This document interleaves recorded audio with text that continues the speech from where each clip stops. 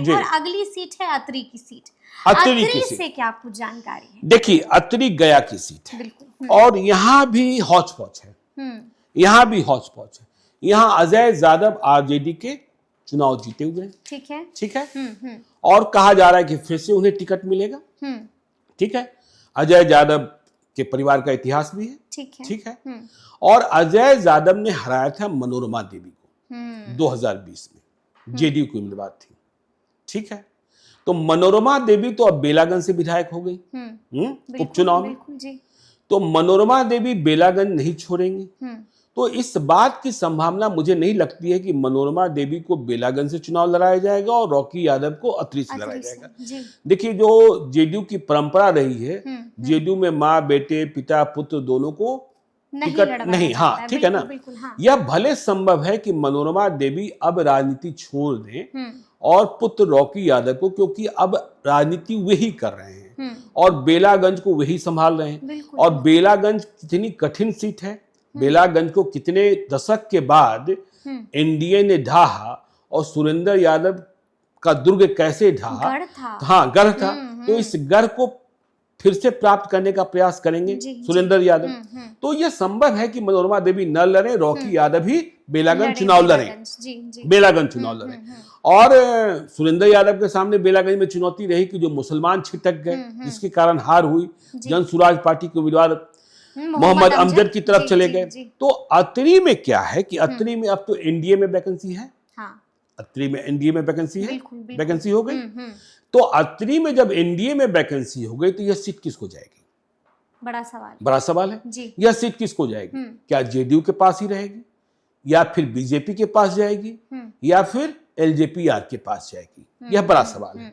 अब देखिए, यहाँ जो जातीय समीकरण है, यहाँ सबसे अधिक यादव है और दूसरे नंबर पर भूमियार है। अच्छा। देखिए, जब सीमांकन नए तरीके से हुआ था क्षेत्रों का, तो अतरी का एक बड़ा हिस्सा बजीरगंज विधानसभा क्षेत्र में चला गया। हाँ, परिणाम हुआ कि जो पहले अतरी से बीजेपी के उम्मीदवार हुआ करते थे वो बजीरगंज चले गए और बजीरगंज से वो विधायक भी बन गए।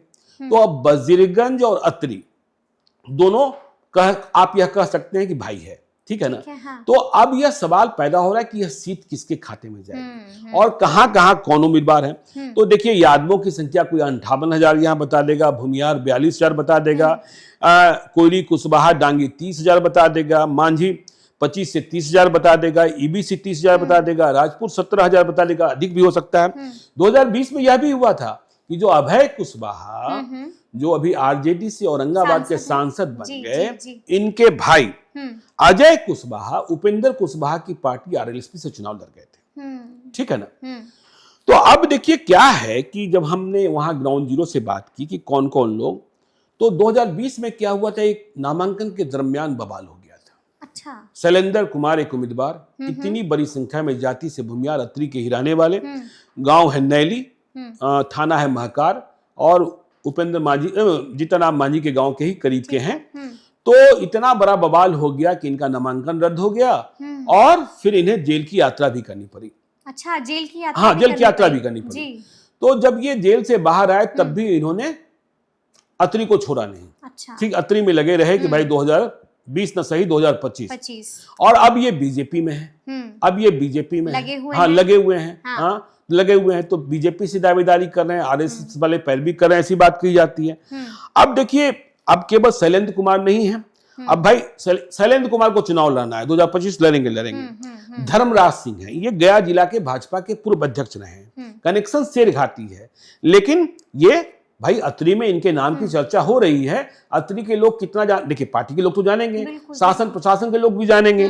और देखिए, एलजेपीआर जो है, जो चिराग पासवान की पार्टी है, चिराग पासवान की पार्टी में अरविंद कुमार सिंह पहले भी चुनाव लड़ते रहे हैं, समझे ना। 2015 में जब नीतीश कुमार महागठबंधन की ओर चले गए थे तो ये एनडीए के कैंडिडेट हो गए थे, समझे ना। और ये एनजीओ भी चलाते हैं और भी तरीके के व्यवसाय, बाकी माल जाल में कमी नहीं है और मजबूती से लड़ते रहे हैं। तो जाति के राजपूत हैं। तो अब इनके लिए चिराग पासवान कितना आते हैं, क्या यह सीट अपने खाते में ले पाते हैं, यह बड़ी बात है।